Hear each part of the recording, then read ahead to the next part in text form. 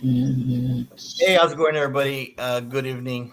Today's just gonna be Maggie, Commissioner Roy de los Santos, which was on right now, and myself. And I don't think Erasmo's gonna be on unless he like jumps in real quick or whatnot. Um, Hopefully, Commissioner Roy de los Santos doesn't have any issues. I'm on. It looks all I'm dark. trying to use my good webcam and I can't figure out how to switch from it. No worries, man. Take your time. Take your time. Let's see. How? So besides that, Maggie's, how's your day? Good. It was That's long. good.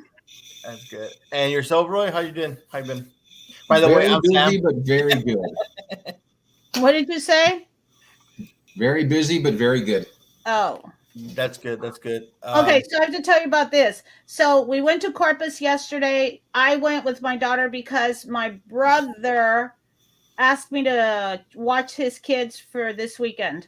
So we met up in Corpus to switch kids. And so I told my kid, let's leave early and we'll go to the half price bookstore and go shopping. So we go to the half price bookstore and my husband's like, kind of, watch the budget. I'm like, yeah, I will.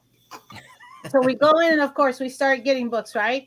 And my kid is thinking about studying psychology in college. So she's been wanting to get some psychology books. So I had told her, look, let's wait till we go to the half price bookstore rather than getting on Amazon because I don't know what. And I told her maybe we should find textbooks. Maybe we should find books that are well known. But I told her, let's go to the half price bookstore and see what we find. So we went. And then the other thing is our house is kind of a hacienda style. So my husband likes books on Spanish style homes. So my daughter and I went and looked. We found some, and then she found some for her. And then I found a journal that I told my kid, I got to get this journal. And she's like, Mom, you don't journal. I'm like, yeah, but it's a beautiful journal. Like, I'm going to start. And then she likes country music. And she found this 5-album thing of country songs. And it's like Tammy Wynette, George Jones. So I'm like, oh, like if you want to learn old country, this is a good 5 album to get. So she's like, I don't know. We already spend a lot. And I'm like, no, I get it. So I said, look, that'll be your splurge. And then I get the journal and it'll be my splurge. And she's like, okay. So I'm like all excited, right? We're driving home and I've got a box full of books. I'm like super excited. So we get home and I tell my husband, come and look at what we got you. So then we open up the box and then I'm like, this is for Angelica, for you. Angelica, you. Angelica. And I'm like, we spent $150 and the only thing I got was the journal and everything else was for my kid and my husband. And I'm still like, but we got a whole bunch of books. Like I get all excited. It could have been more. Huh? It could have been more. Yeah, no kidding. I know. And they were all like $9.99. One of them was $14.99. Everything else was $9.99. But and my kid is like, I'm sorry we didn't get anything for you. I'm like, girl, I buy at Goodwill for 99 cents all the time. I come home with 5 to 10 books all the time. So for $1. So I'm like, I'm good. So yes, I'm having a good day. Sorry. I was just enjoying the weather. They got just a little bit warmer, but that's about it. It's going to get cold again. Oh, really? When? Tomorrow. Yeah, for a couple of days, it's going to go down to the 30s, isn't it? 39 in the evening? I think it'll be late tomorrow that it gets that cold. I think after Saturday, it should be fine. That's spring break weather? The spring break weather will come back. It'll be in the 80s. But I think it's going to be... You know how sometimes the spring break is always like kind of cold? Yes. There's like some years that it's kind of cold. Yeah. Hey, how's it going, Joe? Mr. Vela. Hello.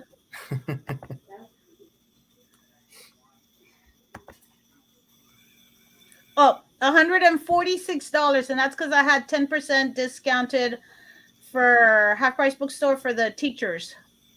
Oh, okay. So, and have you gotten? You said you gotten some information regarding Bull, right? That they were going to be at the Midland. Yeah. What is it? March 13th. 15th. I thought it was 15th. Let me look it up again real quick, because I saw that they posted that they were preparing for it. Yeah, because in the morning, Erasmo was talking about trying to see to get with some businesses to see if they can help you out set up more those free libraries. Oh, the little free libraries? Yes. Yeah. I need to figure that out. What I need to find, and since I'll be retiring in 3 months, then I'll have time to do this. I need to find someone who will help me with the repair. There's one at the Cameron County Community Center, and that one, the doors have fallen off. There's one that I forget what the street name is behind Elton Glore, over by where that ceviche place is and Wingstop is, that neighborhood back there. Winwood? Yes, at that park, and that one's falling apart a little bit. There's one going down Boca Chica. I forget if it's Garza Park. It's a children's park, and that one's also falling apart. The doors are falling apart. So I need to find someone to help me repair.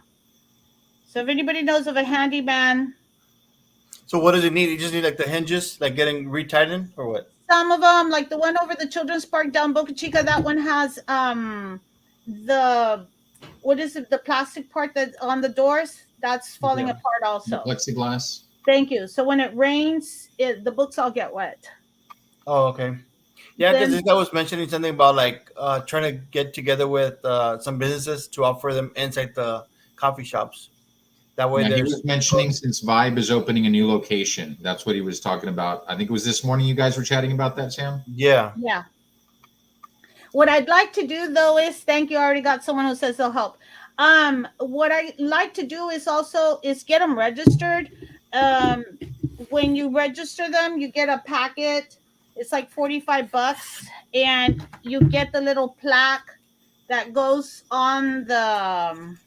They give you all sorts of information. It's the plaque that goes on the little free library, but what then you also do is register it online. So what I'd like to do is get to the point, and then so when you look up online, you type in your zip code, and it tells you which ones are nearby. So what I'd like to do is have so many in Brownsville that Brownsville ends up being like one of the ones that's has the most or a high percentage of little free libraries all around town. Just don't say like Austin. No, We're why? gonna try to be different. No. The one place I saw them a lot in was in Wisconsin. We went. We were driving through, and I kept finding those just neighborhoods and side streets. Cool, So, cool. Hey, Snoopy's here. oh, see, someone told me about. There's one at Pettis Elementary, but I think that one has the doors broken. Also, that needs to be repaired. Oh, really?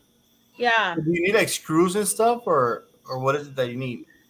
it's a little bit of everything, because then there's one at the sports park. That one's leaking into the inside, so it's a little bit of everything that needs to And be the done. sports park falls under your district, right, Roy? Or no?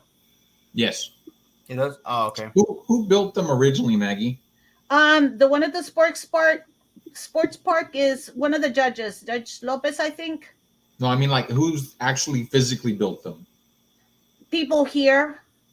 Okay, so the story is originally this gentleman, I want to say in Wisconsin's mom, who was a teacher, passed away.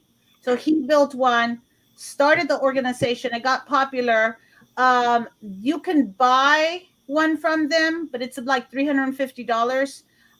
You can buy the kit also, or you can just have your own built and then sign up for the registration so that it's on their website.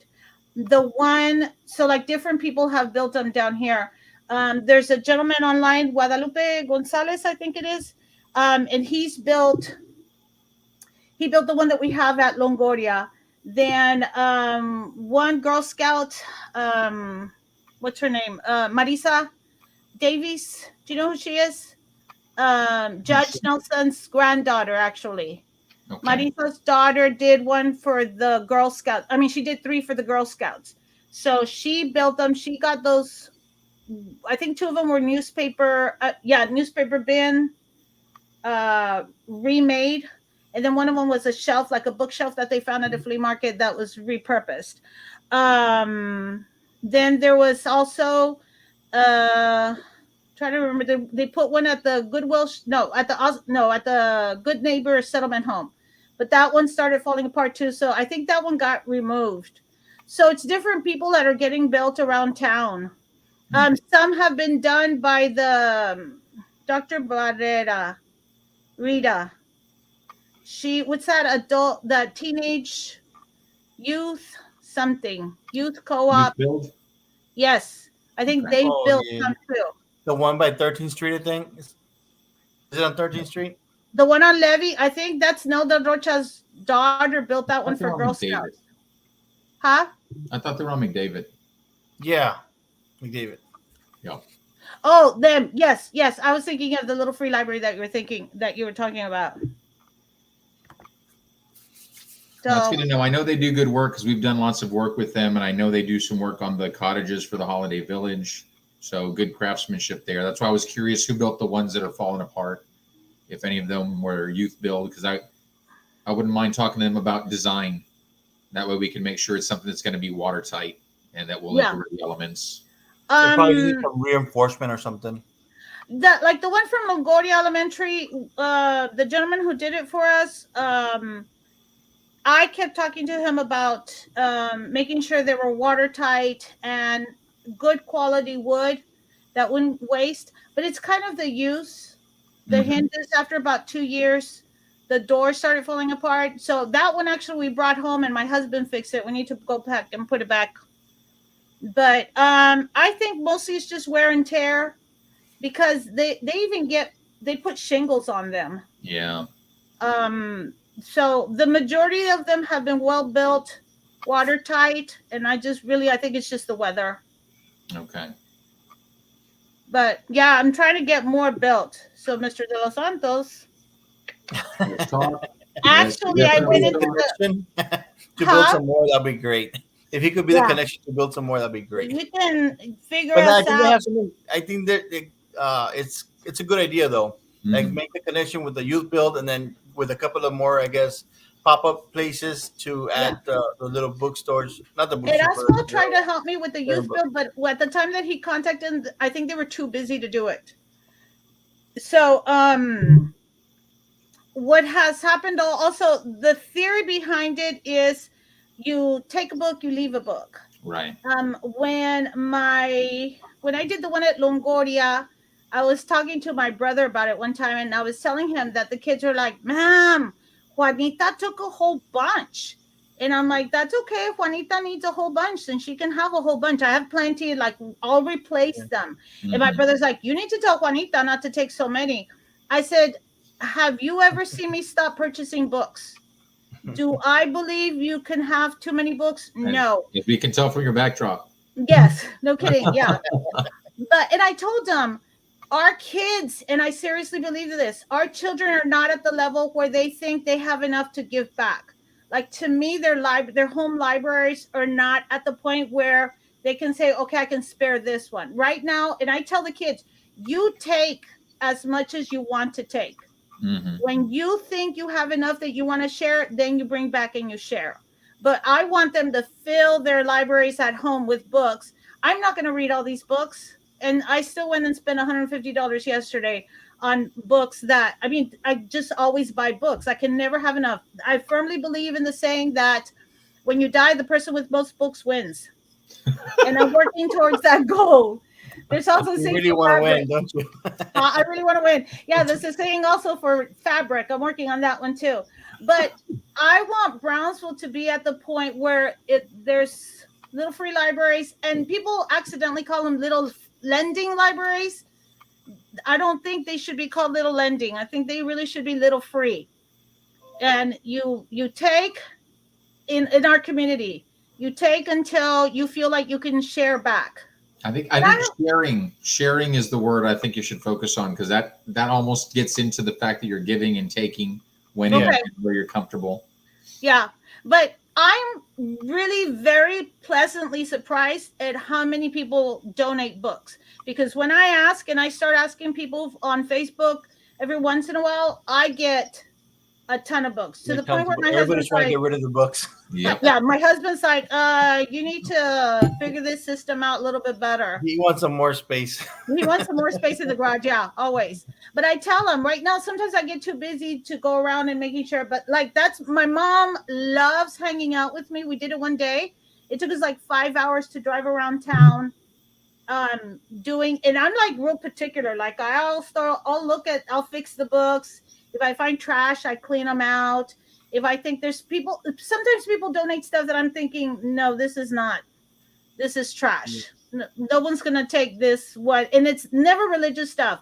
It's usually like family law of 1986 textbook. And I'm thinking, some of that stuff might have changed. So Yeah. I try and get as We try to many. keep it updated. Yeah, for sure. And then I can see where some of the little free libraries have more kids taking than adults. And then there's other areas where I have more adults taking books. So then I'll try and make sure I have what it seems like is needed in the area. Yeah. So, Well, going back to Mr. Vela's comment. sorry. Yes. Always damp and cold. Yeah, it has had. I remember a couple of spring breaks that it was like not the greatest weather, but I know it doesn't get hot until like what is it, like early May, late May, maybe, like actual good beach weather. Yeah, for It says sure. that Copeland's here in San Antonio is coming tomorrow midday. Should head there for you on Saturday, or I guess we have one more day. Mr. Tucker's here. I'm Oh, sure yeah. he's Do here we to have an talk about update? Book Street The street, yes. Mr. De Los Santos, there's your first de one los that's going to be Santos. asking. What did I say? De los Santos. Sorry, Mr. De Los Santos.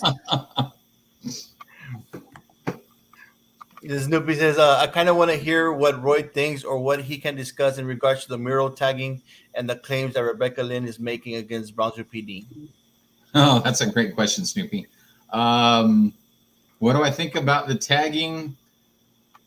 I get people wanting to protest what they don't believe in, but I absolutely draw the line when it comes to destruction of other people's property. I think, now I don't know all the facts, only what I've read in the blogs, read in the headlines, read in the paper, stuff like that. I have not delved into this at any great length, only because it's a misdemeanor. It's one of those other things. I expect the justice system to take its course and do whatever's appropriate, and I don't expect her to be punished any more severely or any less severely than anyone else would with the same type of class misdemeanor. The claims against Brownsville PD, they're concerning, but this is also coming from an individual who's willing to go out there and deface public property. So I take anything that she says with a grain of salt. I want to know. I want to see facts. I don't want to just go on hearsay or innuendo. I want to see something concrete. Show me body cam footage that shows them doing some of the things that are being alleged. Show me any video surveillance that shows them doing any of the things that are being alleged. Yeah, were they going to do like some sort of investigation or not really? I do not know. Honestly, I knew the mayor was on this topic, and I felt there are more important topics to talk about than graffiti. Yeah. So that's why I haven't really gotten it's just tagging. If you tag, you're eventually going to, I guess, get caught for it. Yeah. The whole cop thing, in my perspective, yeah, it supposedly was 4 cops, and when it's dealing with cops, they're not gonna give you like, oh, let me give you like the clear slipper treatment, Right. Like, hey, they came for you, they knocked the door, they came for you, and that's the same way they treat her. I'm pretty sure it's the same way they treat any other person who would do tagging or any other crime. That's what I would expect. Erasmo gave you homework, Sam. I'm working on it. Before I forget, because I've been Yeah. forgetting to do this. Sam Ramirez, the teacher from Falk, who ended up getting COVID and being in the hospital for Yes. He's in 3 Houston? months, and it was in Houston. And his wife has been with him. If any teachers are retiring and you have any sick days left over that you're not going to use, they really could use the help. They really could use the days, because they're losing days every month, it seems like. So everybody knows, our teachers know, our paycheck is cut So it can be teacher to them or an administrator to them or like a counselor or a librarian to them. So if anybody is in a place where they can share days, Because they I know. have they done any type of fundraiser or anything like that? No, and I was thinking about that. That might be the next move because he's on the organ donor list. So that's Okay. going to be something else they're going to need also to spend time in Houston.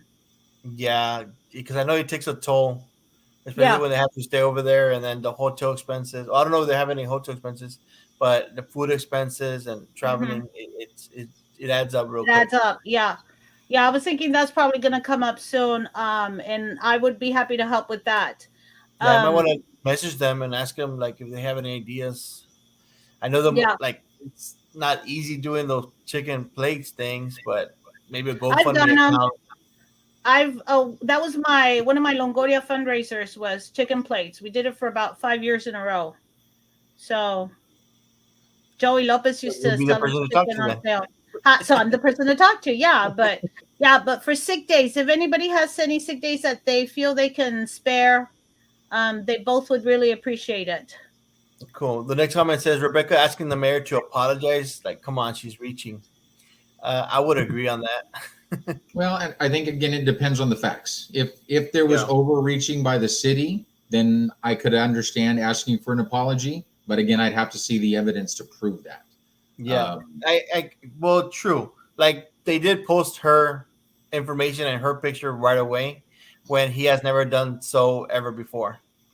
And I think there's a misconception out there. I don't know if there is or isn't, but just so that we make sure we lay it out there. I know Yeah. that Brownsville PD has a website where you can go and you can see everybody who was arrested in the last Yes. 24 hours, 48 hours. You can go back weeks, months, days. I don't regularly look at it. I've got friends who do because I know whenever they come across somebody who we know, they'll send me a screenshot of it. Mm-hmm. So I know that's out there. It's not like this one individual was taken and is now being made public and nobody else is.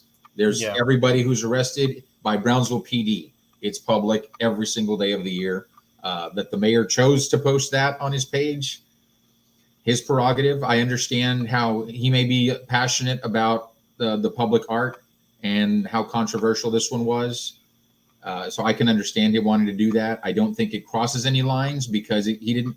To me, I didn't see him putting out any information that wasn't already available publicly by what's put out by Brownsville PD for everybody who gets arrested.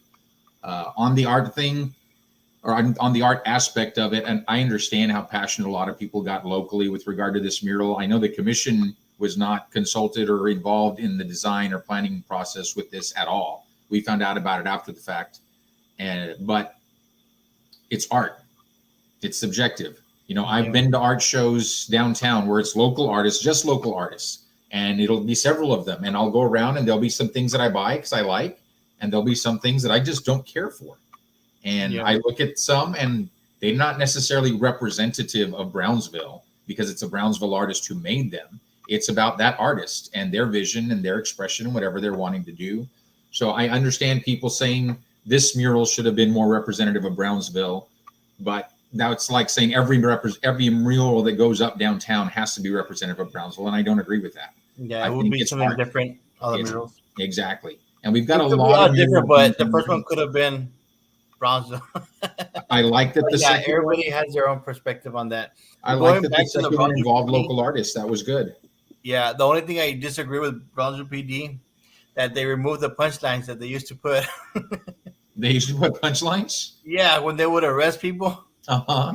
on the postings they used to have punchlines, and then they took them out. They were too funny, and I guess people got offended by it. I don't remember those. But wasn't the thing that the mayor posted was that it was supposed to represent Brownsville? I mean, that was what you said. It doesn't. You just said something right now about whether it represents Brownsville or not. I mean, it was supposed to, I thought, according to the mayor. I don't think it was. If that's the case, then I'd be on the side of people calling it out for not representing in Brownsville because other than the BTX, I don't see anything that represents Brownsville. And even the BTX, I would take umbrage with because that's fairly new and that's part of our marketing campaign. That's not something that is identifiable with Brownsville specifically. So I don't think there's anything in it that I consider to be representative of our city. I would just say, you know, it's art and it's by a muralist who's well known and that would draw some attention for our city. So I think it's a plus from that aspect. But yeah, I don't know that it was intended Was to there be a committee representative of that Brownsville. chose the artist? I don't think so. I think this was handled within the city by possibly by a special project or department. I don't know that a committee was ever appointed because, as I recall, there were some interns that were on staff at the time. And when the controversy was bubbling up, if I'm not mistaken, one of the interns even posted on social media how they were the one who suggested this artist. Now, I don't know that that's because this intern was part of a formal planning process or committee, or they just happened to be in the department interning wherever this was being discussed, and that's how it came about. I don't have those details. Okay, and then speaking of murals, have you heard anything about the third mural? I haven't. Surprisingly, yeah, everything's gotten kind of quiet after the second mural, and which is surprising because I thought we were headed in the right trajectory with now starting to include more local artists, and then we knew there was a third one that was supposed to be on track. I don't know what happened with that. It is entirely possible that when Ramiro Gonzalez left the city, that might have just not gone anywhere after that, because I think he was really involved in the murals, in the planning of them. Yeah. And do they already have like selected areas where they're gonna do the murals, or is it just randomly selected? I Like on do the not. first one, is that part like did the city has any ownership to that, or just that it just happens to be an open space to fit all that? I'm sure the city was involved in some way, shape, or form, but I don't think it rose to the city commission level. And I don't even know that it rose to the level of the city manager making a decision, or if it was just one of the departments assigned to this. Because I do remember at one time, and it wasn't a city department that reached out to me. This was before I was in office. But one of the guys was real involved in working events downtown, the South Texas Music Incubator and First Fridays and things like that.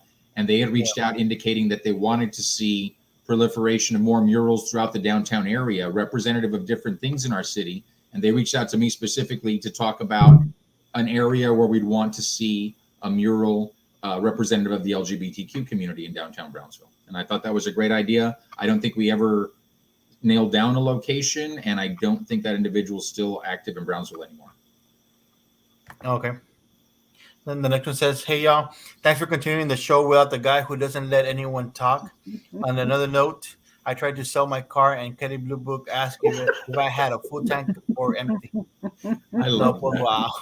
And that's another extra $100 in the value right there with a full tank." Mm-hmm. Snoopy says, "Hey Maggie, did you hear about the task force made by TEA to see why teachers are leaving? Why do you need a task force? It should know its lack of respect and lack of higher wages. That's the issue." Amen. Yeah, this governor has not been very teacher friendly as far as I'm concerned, in my opinion, and neither has been the head of TEA. I have not appreciated, and I know a lot of teachers also have not appreciated their support or lack thereof. Have you been keeping up with the teachers' raises, Mr. De Los Santos?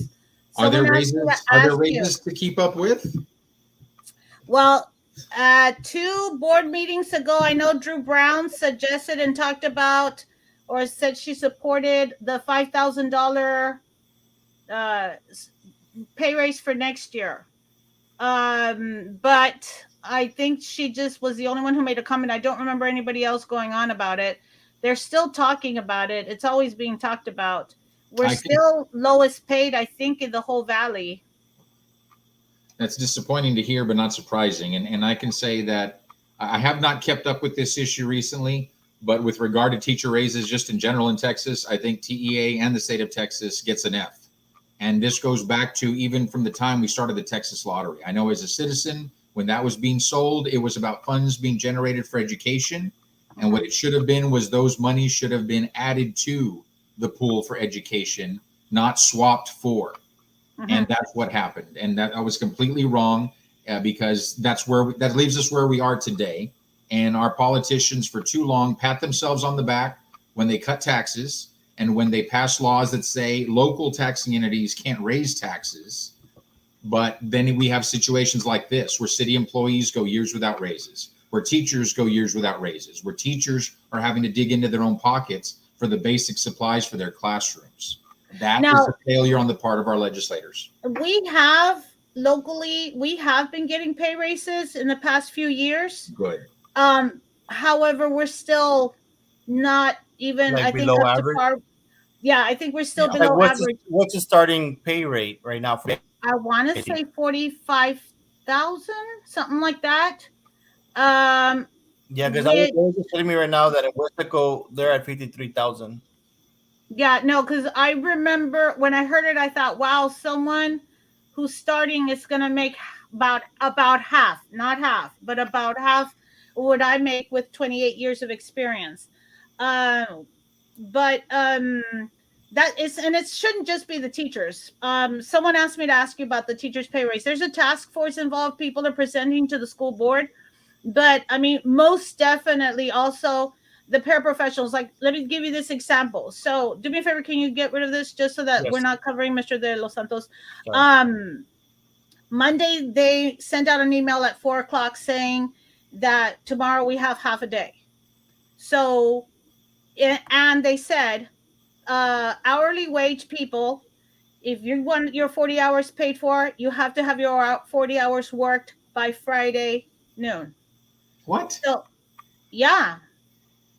Yes. So they had to put in those extra 3 hours that we were being sent for, that were being gifted.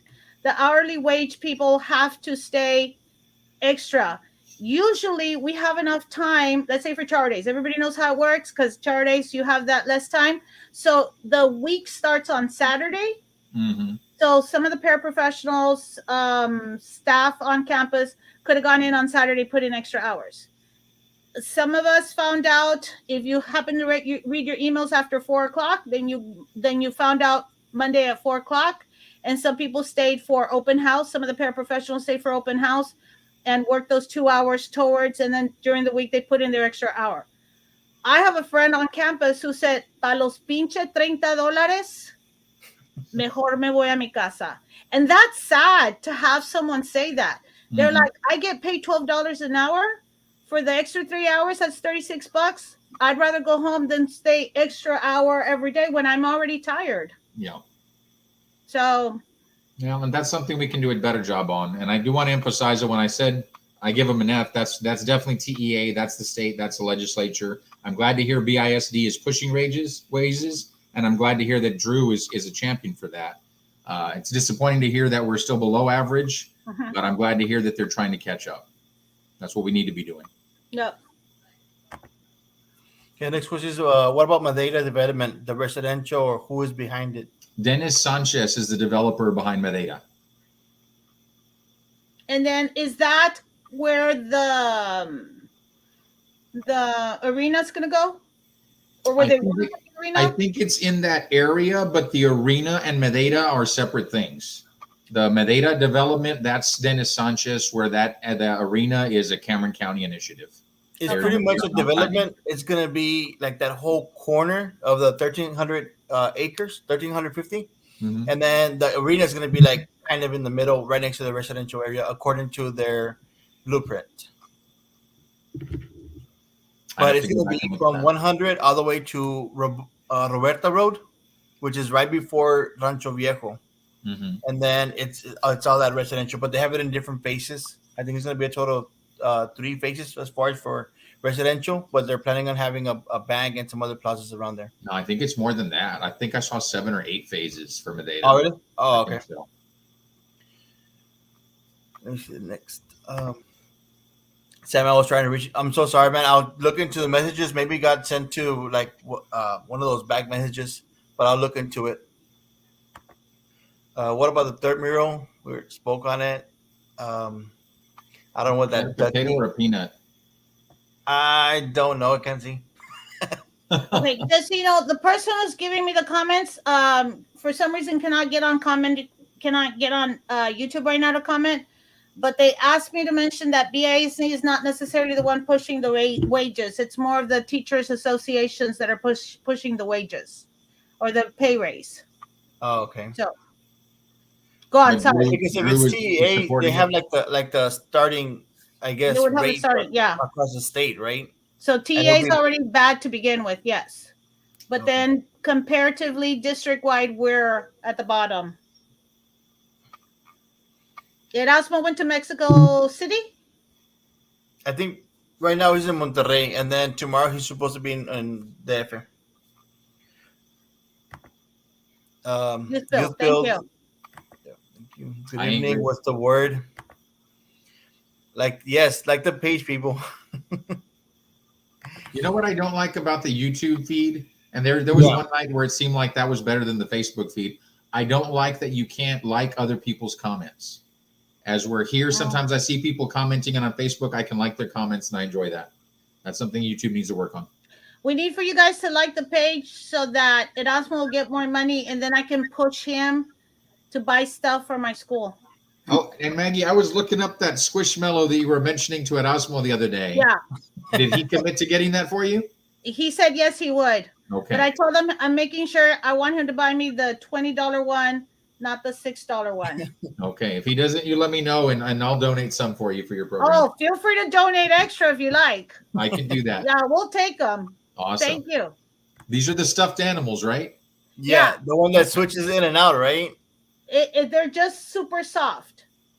And I told him that. Are those the same one that have like you show your emotion if you're happy or sad? No. I'll ask Angelica to bring me one right now because we have them here. They're so, like, I had a friend buy one for me and she said she might not turn it in because it was so comfortable to hold on to. I started buying them, and like I'm not kidding.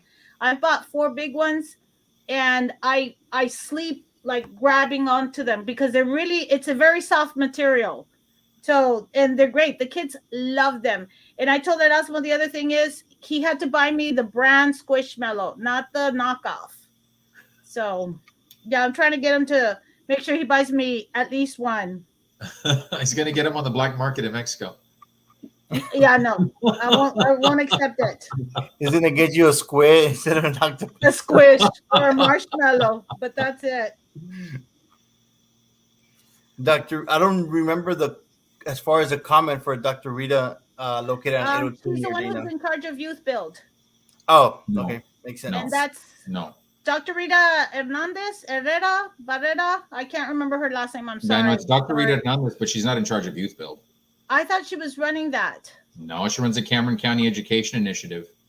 Oh, okay. So then that's what's on 802. That Cameron County Education Initiative is on 802. Yeah, youth build is on McDavid. The Cameron County District, is that where the 1033 thing is at? Yes, where the 1033 Kawasaki building used to be at? Yep. Snoopy says, I always dislike the page, but I'm going to like the page today because Irsasema is not here. Maggie, do you want history books, travel books? Yes, if they're not too outdated, please. And I don't mean outdated history books. I mean like high school textbooks. Some of those. The National Geographic magazine from the 50s. Yeah, I know people always use those. Travel books for countries which no longer exist? Say that again? Travel books for countries which no longer exist? Yeah, that kind of stuff too. Yeah, exactly. Yeah, and I'm like snarky. I don't tell people when they donate, but when I come home, I'm like, no. Like it's that's nice of you. It's quality literature. I push quality literature. Yeah, I mean stuff like something written about Thomas Jefferson in 1980 is not going to give you updated information about the children he had with Sally. So that's what I mean. If it's a more recent history book, absolutely yes. Like you said, travel books about Rome from the 1950s. Cool. Roy, you're the best. Our family appreciates everything you've done for Bronzo. Thank you, Ingrid. I try. Roy, can you explain the process of Mr. Amigo selection, and do they get paid for coming to Bronzo to be Mr. Amigo? I can tell you what I know. Keep in mind that I am part of Sombrero Festival, not the Mr. Amigo Association. They're completely separate entities. And so I can only speak to what I know about them, but I don't have any firsthand knowledge. But I know that the Mr. Amigo selection, it has to be someone who is a Mexican national, not an American, not American born. And they're selected because in some way, shape, or form, they represent or have emulated goodwill between the two countries and the cultures. As far as compensation, it was always my understanding that Mr. Amigo is the person selected for Mr. Amigo is not directly compensated, that all of their expenses are paid as part of them accepting it, kind of like a Miss America type deal, where their travel, hotel, things of that nature are taken care of. It's never been my understanding they get any type of appearance fee or anything like that. But again, I don't have any firsthand knowledge of it. Okay. It says Irasema. How much am I being missed? Eh, Didn't know you were not here. sorry. I believe Mr. Amigo should be local, as in someone that is at least familiar to the majority of the people that go to festivities. I think maybe there could probably be like some other festivities where they bring someone local instead of just being Mr. Amigo. But that will have to be changes to Mr. If that won't have it with Mr. Amigo. Next one says from Sandra, sorry. Good evening. I would like to know about the painting, the fire hydrants, any information available? Oh, yeah, yes, that was a good idea. I did look into that today. I don't have all of the answers, but I do know that PUB is who we go through. And yes, I think you guys mentioned the colors have to do with the water pressure and water flow. They're specific to something for the fire department and for firemen and for PUB. And I think it was Carlos Elizondo that commented on that this morning. Thank you for that, Carlos. That turned out absolutely 100% accurate. So PUB is who we would go through. And if I can get information on what part of town it was that we were saying needed to be repainted specifically because they're rusted, I can put that call into PUB. But because we know that that's where it needs to go, if you call 546 HELP and just report that, they'll create a work order, send that work order to your commissioner, or send that work order number to me, and we'll follow up on the city department with that. The one across the gate on Cleveland from Canales Elementary, and the two that are in Canales Elementary on the back road. Because I had never paid attention to it. And then I was listening to the comments. I was listening to the morning show on my way home. And I'm like, wait a minute. And I started paying attention. I'm like, oh my goodness, yes, they're rusty. And then Yeah. I crossed the street International, and those are painted yellow and green. I noticed they were yellow Yeah, with a green I top. noticed those too over here Yeah. by the. I don't know what street it is. The one where it's on 802 on the Walmart, where that veterinary place is at. There's one Yeah. that's like yellow and green there, and I was like, I guess they're two colors, two tone. Yeah. But yeah, I noticed the three I noticed at Canales are all completely rusted over. Okay, good to know. Hey, quick question: who's in charge of that? I guess the cutting of the grass on the streets where that 802 is at, where Rag Daddy used to be at. You know that little bridge. Rag Daddy's is now. I know what you're talking about, but which grass exactly are you referring to? On the median or on the sides? More towards the sides, like where the walkway is at. There's like a whole lot of trees there, and then there's grass growing on the street itself. I need to go look at it. You know how there's a pavement right here, and then like the bridge is like right in the corner. Okay. Like if you pass through there, there's like grass coming out through the street. I don't know if that's TxDOT or if that's the city of Brownsville. I'd have to look into that. I know it's just like a 2-3 minute job, but there's no way of someone being there without a car going by. Right. Good question.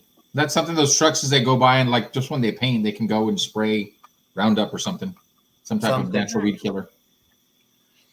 Maggie, you're in charge of the comments. I have no. No. You got to remind me of the comments. Comments. Sorry, Luis. I get caught up in the conversation. Sorry. Yeah. I get caught up in the ability to put in input information, and I like hearing what what Mr. De Los Santos has to say. 2115. I don't know exactly what was this referring to. I wonder if that's supposed to be the start of an address for a fire hydrant. Or is that the time? The number of fire hydrants that need to be painted. Or was that the time at 2115? Yeah, time. That means we're 20 minutes behind in comments. Yep. It says here, if you guys haven't discussed decorating or beautifying the bus stops, let me know. I had to put you on pause for a bit and not sure if it was discussed or not. We have not. But I'm glad you brought it up because I think that David Castro's idea is genius. I'm putting photographs of the zoo animals on there. But then Erasmo's comment this morning about having like high school students paint also, I think that was a good idea too. Well, I Like think to it's also contribute to the city. it's going to depend on which bus stops you're talking about, because I'm willing to bet, I don't know this for a fact, but I'm willing to bet that as the newer ones are coming in, and I did get some confirmation that the newer ones do have solar panels and fans and charging stations, but Great. I would also expect that there's going to be some component, just like with the older bus stops, for advertising, so that it can be some type of revenue being generated for the city. So I don't know how open they'll be to stuff like featuring the zoo or featuring high school art. I think those are great ideas, but I know how the city thinks sometimes when it comes to generating revenue. So do you think they would sell commercial area and then we can sneak in a slide of a student photo, a student art done that's been created, and then go back to the commercials and then slide like a kind of like actual TVs or what? If it's digital, that makes total sense. If it's something physical that's permanent to stay on there, right, then that would be different. And Lolita says, "I'm not a mister." I don't know who called her mister. I didn't catch on to that. I missed it also. Okay. Any books on noise and dust pollution by truck companies? I have not. No, let's tackle this one because I know what this question is about. This is about auto code again. So let's get this out of the way, only because even after the show the other night, I was contacted again via email. And yeah, I do remember. And I know for a fact, like he's been asking for quite a while. Like on he is. But think about it, Sam. If I go to you and I say, well, I need somebody to come and look at what's going on in my apartment because people are being raped here every day, and there's absolutely no truth to that, how seriously are you going to take me?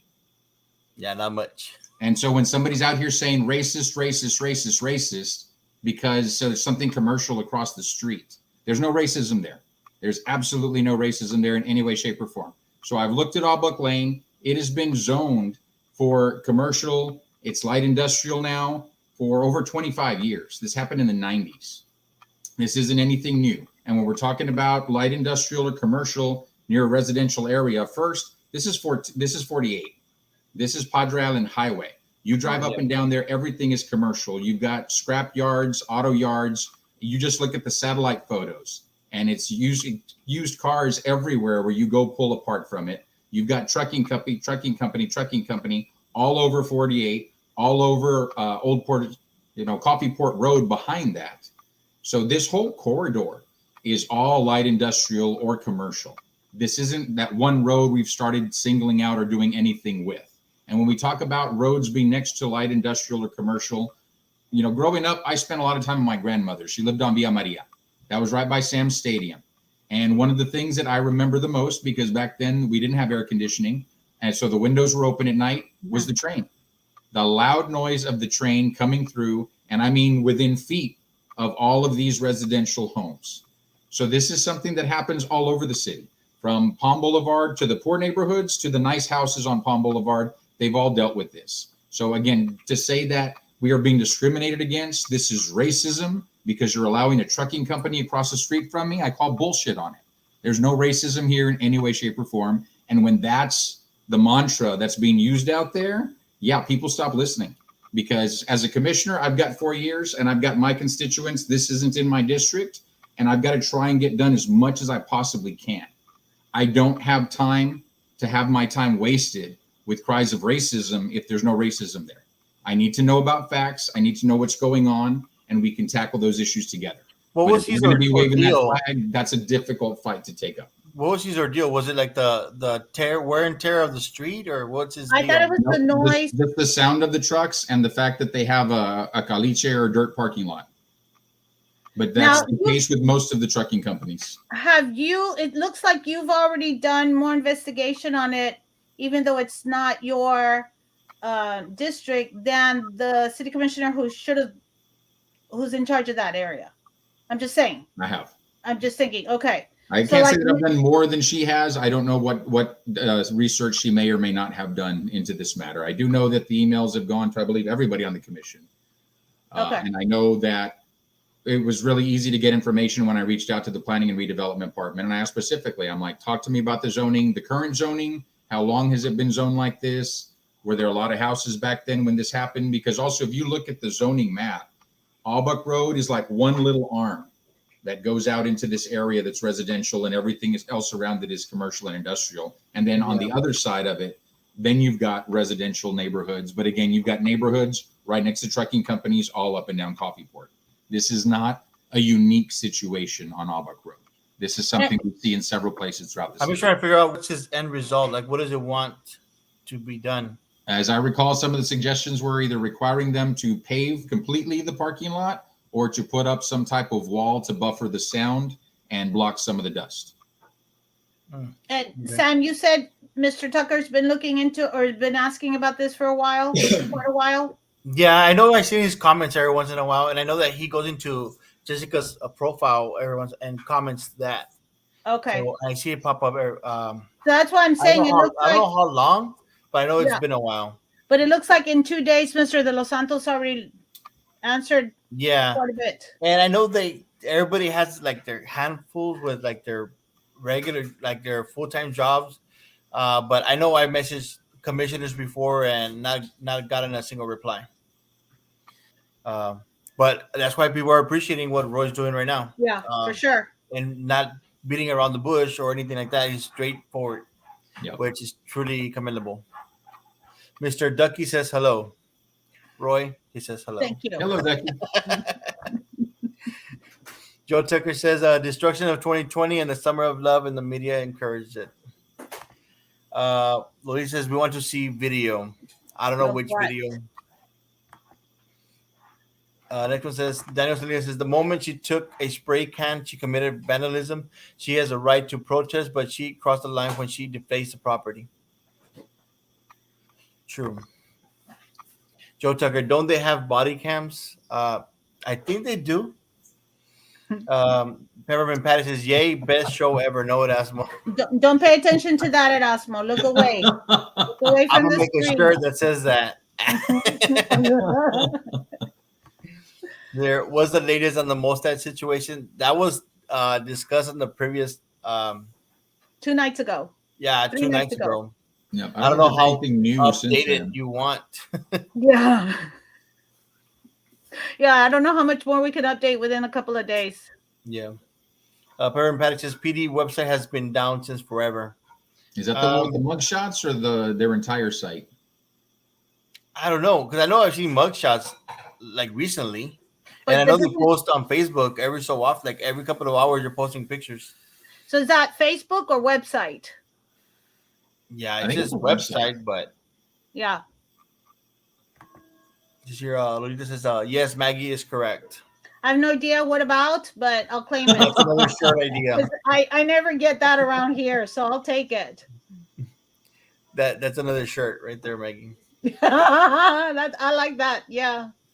Mr. De Los Santos, when will the third mural be started, completed, and will it be a local artist that leads the mural as compared to just assisting? Seems like we rushed for the first and second, and now haven't heard a peep about the third. Yeah, and I'm not sure if your comment, Luis, was before or after we talked about Ramiro Gonzalez. Ramiro, is it Gonzalez? His departure from the city. And I think that was the one thing that probably is why nothing new has happened on the third.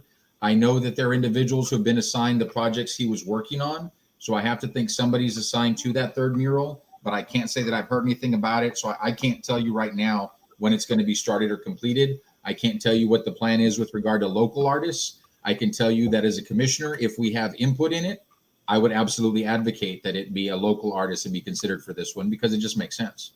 Can you remind us who Ramiro Gonzalez is? Ramiro was in charge of government affairs for the city of Brownsville in the city manager's office, and he was a business partner of the mayor. That was part of the whole BCIC scandal with the grant because they were also liaisons to the Muss Foundation as representatives of the city, when some of the Muss money went into BCIC for downtown redevelopment. Part of it went into a grant program, and their business applied for a grant for some improvements.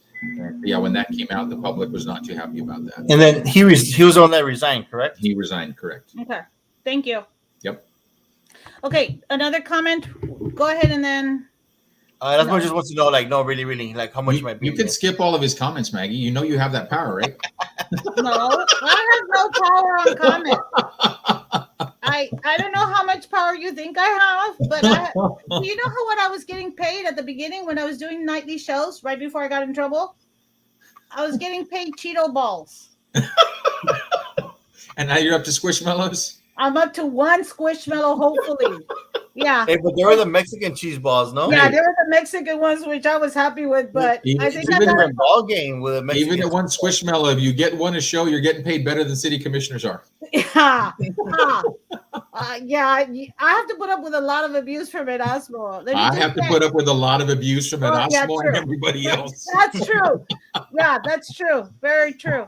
Okay, so I have another person asking me if you would be willing to do comment during the public audience time at one of the board meetings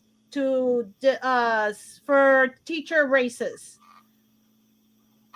I'm just passing on Like he would need the to have like facts. He goes based on facts, right? Like you're trying to It's like. an interesting request. I'm not. I have no nothing to say. I would not be opposed to that. I don't know that that carries any weight. That I'm a city commissioner going during public comment. Uh, it might. Elected bodies have a tendency to just not comment whenever it's a public comment period because it's not an agenda item, so they're not allowed to deliberate. And attorneys usually tell them it's better just not to say anything at all because a lot of your public servants don't know where the line is as far as what you can and can't say in response to a public comment. So I don't know that it'll accomplish anything. I think it makes a lot more sense for me to be out here publicly like I am right now, advocating for stuff like that. And keep in mind also that I'm working with BISD because I'm on the committee representing the city of Brownsville. It's a joint committee with representatives from the zoo, the city of Brownsville, and BISD to talk about the Cummings property for a future expansion of the Gladys Porter Zoo. Speaking of that, are you going to do the veterinary program as well? I don't know how far the program is yet. As I understand, I believe they've already engaged a veterinarian who will be splitting time between the zoo and the animal shelter. I know there was talk about work with a veterinary program at Texas A&M where students would be on rotation down here at the zoo because we had even been approached and we're considering a grant to help with student housing. So that'd be like some historical home near the zoo, get it remodeled or restored, and that would be a place where those visiting students could stay. That's a great idea. So I know that those things are still possibilities. I don't know how far along that has moved yet. I just got a message saying thank you very much, though, on your response right now. Absolutely. It is appreciated. Someone says the second mural reminds me of the style of Peter Max from the 60s, 70s, Groovy Baby. Good reference. I like that. And who's responsible for city workers? Trex, the bucket stops there. In what way? When we say city workers and who's responsible for them? I'm curious I have what no they mean by idea. that question. I want to say just maybe talking about PD because the other comments, maybe. Possibly. I don't know. And the ducky. The rainbow flag. Love it. It says here, paramedic, no pay raise. Give me a $5,000 retention stipend first. We are always short change compared to other districts in the valley. And and this is one of the things you said. You were talking about this earlier about teachers getting compensated for the amount of money they pay out of pocket for supplies and stuff for the kids.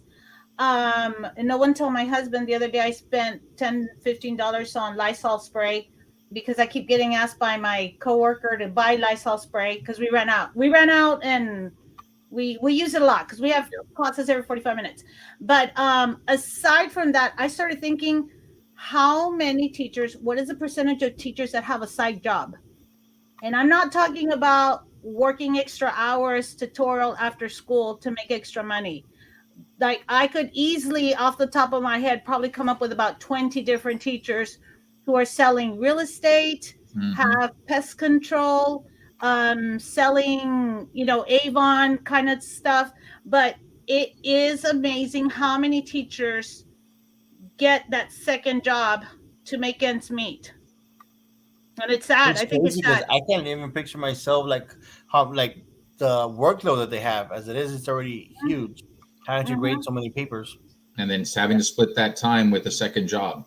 That's horrible. Mhm. And then there's no time for family or anything like that. And Mhm. these are the people we want taking care of our children and educating our children. And we only have ourselves to blame because we don't hold our elected officials accountable. And again, I'm talking about Austin, to make sure that there is enough money in education so that that teachers are paid very competitively.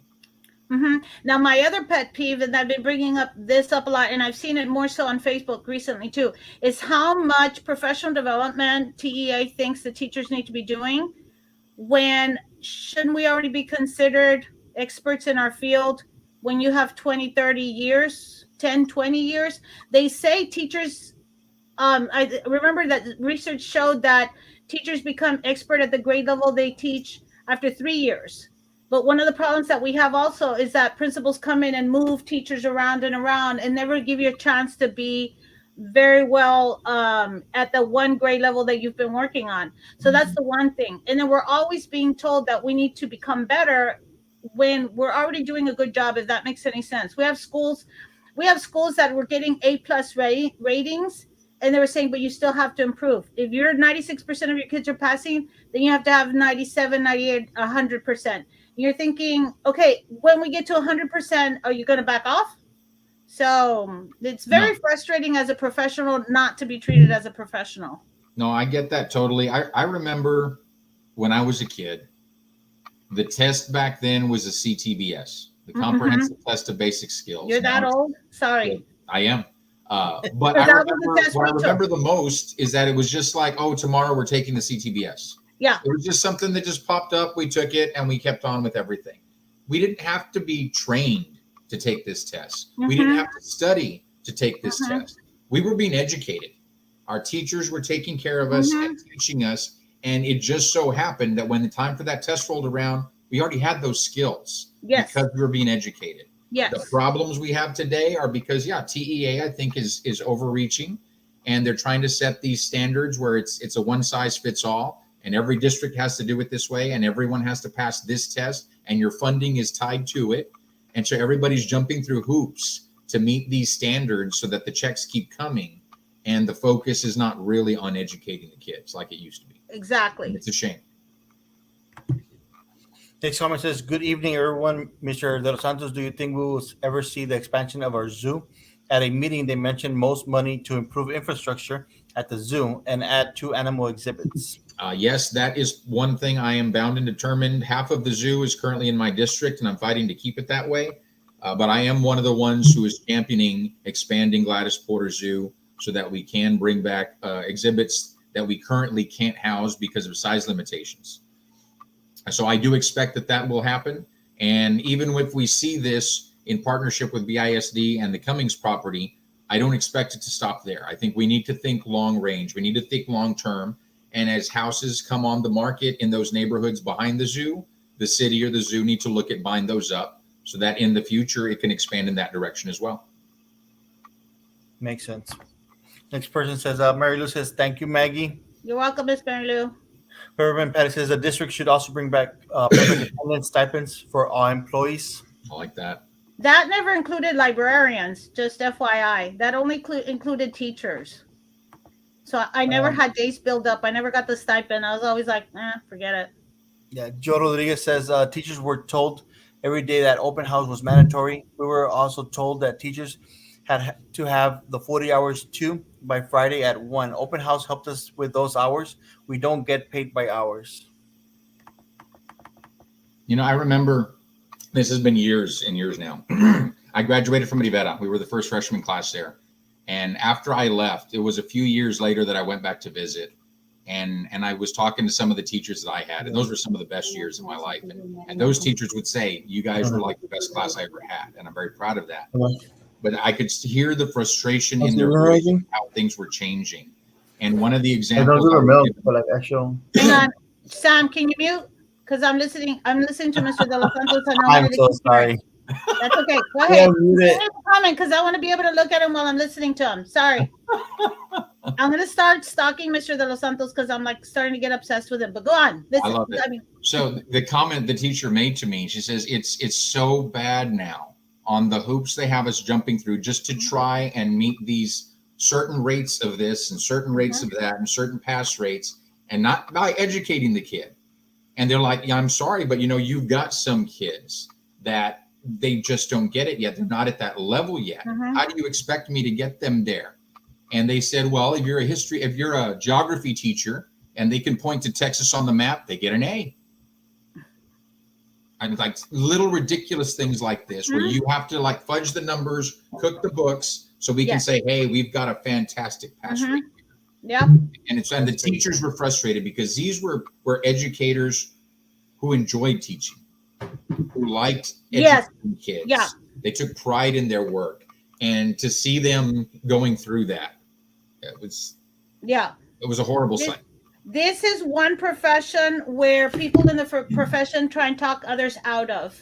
Mm-hmm. Like when we see student teachers, it's a joke. How many? It's not a joke as in haha, it's funny. It becomes a joke because all the student teachers are like, wow, everybody keeps telling me not to become a teacher. And we're like, if it's your calling, you'll put up with it. But if it's not your calling, find something else, because you do the children no good if you're not in it for the love of the job. And as I understand it, some of the charter schools and some of the private schools pay less than BISD.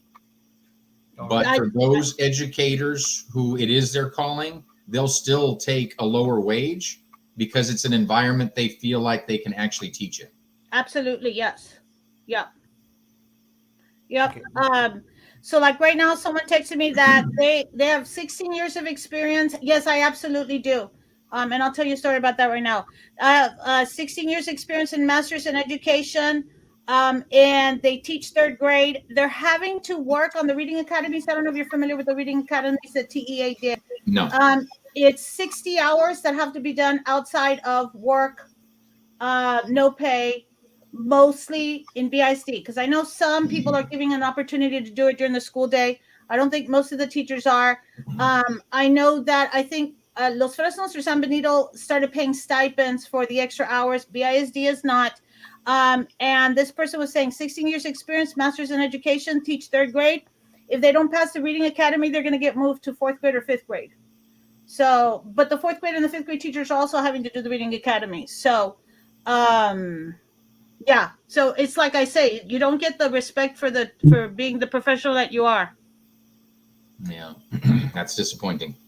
Oh, wait, go back to the other one. So I'm a thrifter. I love to thrift. And I had been finding some gay pride flag T-shirts. And then I even found the rainbow flag. And I'm like, should I get this?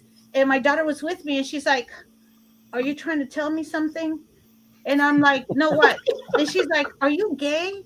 And I'm like, no, why? She goes, because you're like really wanting to buy a lot of these rainbow. And I'm like, because I support. So, and she's like, you're kind of really supportive. And my daughter's like, I'm starting to think Dad needs to have a sit down. And I'm like, no. Allies have like a different flag or no? Yeah, I know that like I guess there's a certain flag for like the LGBTQ, and then I know that the bisexuals have like a different flag. But I'm wondering, like, do allies have a different flag or not really? I don't know. And I have no problem saying that. It would not surprise me because we seem to have flags for just about everything out there. No kidding. Yeah.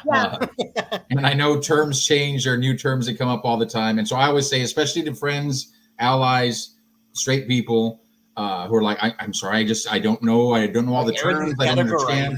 Even those of us in the community don't know all the terms. It's I was going to tell you, I've had people come up and say, why do Mexicans always, and I like half the time I can answer the questions. The other half of the time, I have no idea why Mexicans do that. But yes, Ducky, I'm absolutely huge LGBTQIA+, because I started reading up on that supporter. Yeah. Excellent. I'm surprised they haven't added the pansexuals there. So that's also included on the letters. No, they've got a flag also. Even to the point where, let me just say this, when my daughter was born, I would tell everybody, I'm going to raise her to be a lesbian, which I know is not a possibility. Like, I know you were either born or you're not, right? And everybody's like, what are you talking about? And I'm like, because no man will ever appreciate her for the true beauty of a woman that she is. And then I had a friend of mine who's a lesbian who said, yeah, women are kind of hard to be in a relationship with, though. So I was like, oh, well, They're kind of forget it. complicated. Yeah. Yeah. But my kid, since she was in about third grade, I'm like, are there any boys you like? And then she'd be like, no. Are there any girls you like? And all my friends were like, Maggie. And I'm like, hey, I'm open.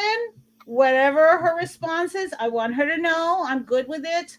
So yeah, I'm No, like, and I will Were you say, here yesterday when we had that discussion about the whole like when's the proper age for like the yeah, I was school? thinking it's a good thing I was not on it because I'd have gotten into a huge argument with Roman. And don't bring it up, Roman, because we're not going to agree. I'll just let you know that I'm going to agree to disagree because I'm totally on the opposite side mhm. of everything But Roman was saying. but I did you can hear? see You're on the Did you hear side of my point of reason, view? Maggie. what? You're But on did the you hear side my of point of reason. view? The one that was I was like kind of like telling him like, well, they gotta at least understand that certain things shouldn't be touched. But did you, or do you only heard his part? I heard a little bit of what you If said you got- because I was raised in a family that did not discuss it. So I had a Yeah, lot of it's like misconceptions. it's a Hispanic thing. Like what do Yeah. they call it? I don't know what Yeah. the word is, but And I yeah, was not it's allowed this to sit Hispanic in thing. We on don't that. talk about those things.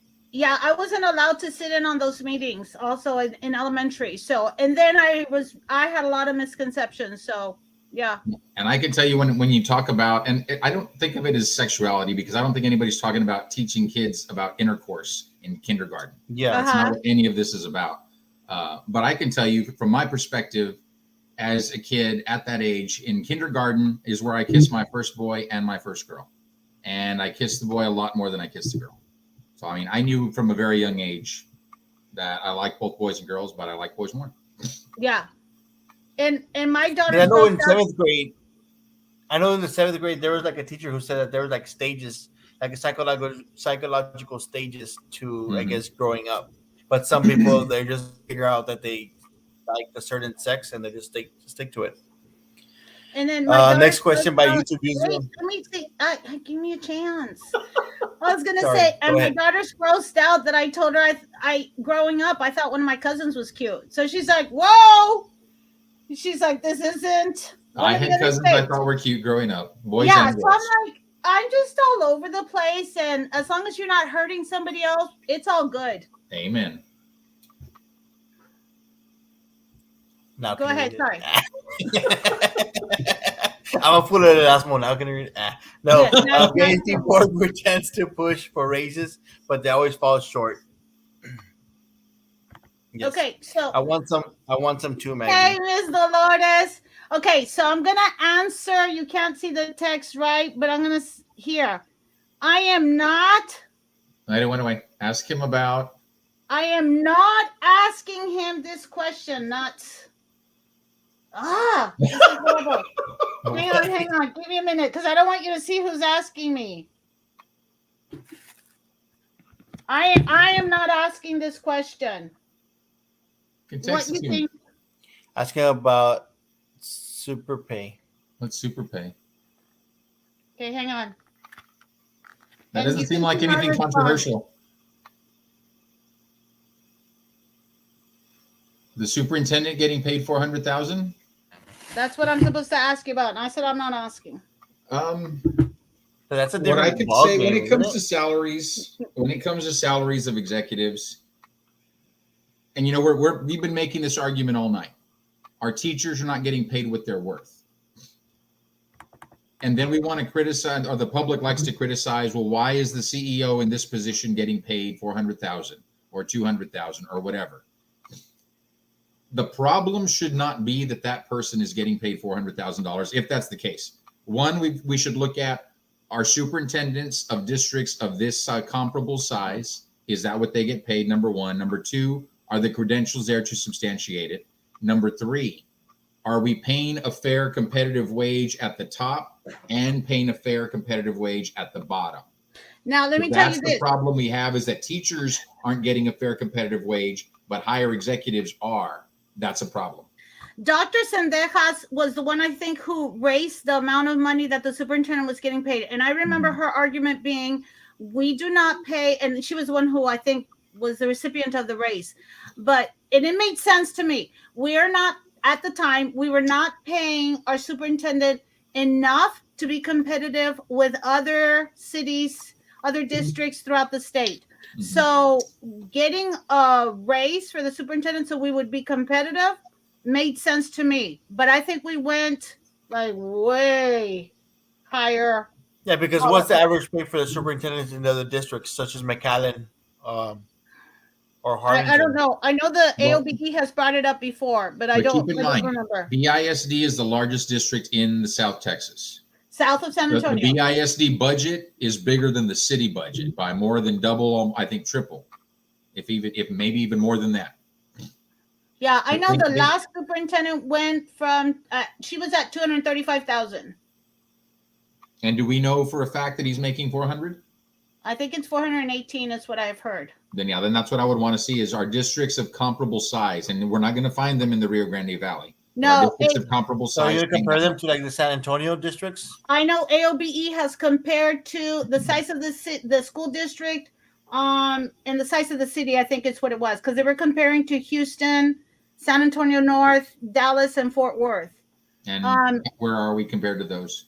I think we are overpaying. I think I remember, not my own personal opinion, I think I remember that the information showed that we are overpaying our superintendent compared to the number of students that we have in comparison to other school districts.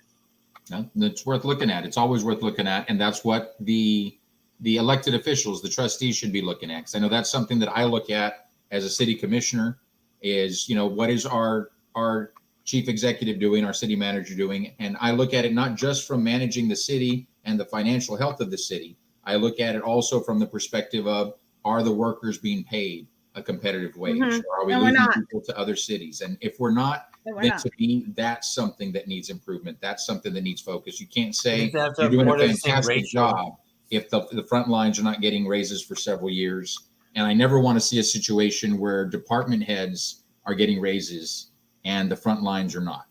That's a problem if that occurs. I think the way the policy is right now is if the teachers get a raise, so does the superintendent. Like that's part of the policy. Is that anytime we get a raise, so do all. I think I don't know if all the administrators or the superintendent. The sad thing is, like say for example, one of my coworkers' son got a job at Walmart pushing carts. He was going to make a few dollars more than a substitute teacher working 7 hours for BISD in one day. Mm-hmm. 1 day's worth pushing carts was more money. And I think that's sad. How much are the substitutes getting paid? $90 a day if you are like a college student. And he is a college student. So when he went, he was going to make, I think, $94 out at Walmart for the same amount of hours. What if you're a college graduate? It goes up to, I think, 110, 120. I'm not sure. I don't remember. And then if you're a certified teacher, it goes up a little bit more. Oh, and I keep getting these texts from this person. If I lose my job, you're going to have to let me move in with you. But is Walmart, did Walmart already raise their pay rate or what? Are they at $12? No idea. No idea. I don't know. Figure out $94 divided by 7 hours. I'll tell you right now what it was. I think it was like $13 an hour. Sorry, go on to the next one, or did you already read this one? Just about 5 years ago, TEA gave all teachers a $5,000, and BIZ took $2,000 to pay for insurance. So they always hold the insurance over our head, I guess, or our heads. Yeah. I don't get why insurance would be a factor in that. I could understand why there would be withholdings, because I know I just got my bonus, my annual bonus, and yeah, when they take the federal withholding and all the other stuff out, it's not nowhere near as big as you expected. Yep. So yeah, Walmart is at about $13 an hour, and certified teacher substituting get paid $130 a day. Okay. So they would have to work 10 hours in Walmart. No, a certified teacher gets $130 for the day substituting. Yeah, a day. Yeah. A college student gets $90 a day for substituting. So college student could instead get a job at Walmart and make more money. Okay. Next person says, what about the water hydrants? Can we as citizens paint them, or is there specifications as to which can? Now, that's the one I don't have the answer to yet. We do know that it's PUB who oversees the maintenance of the fire hydrants. So I was encouraging folks that are listening, call 546-HELP. If your hydrants need painting, when they issue a work order number, send that over to me.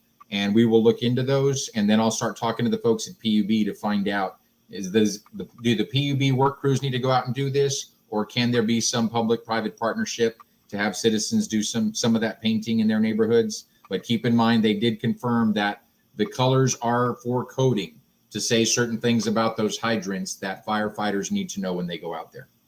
So they do have to be certain specific colors. Next question says, are you going to run for mayor?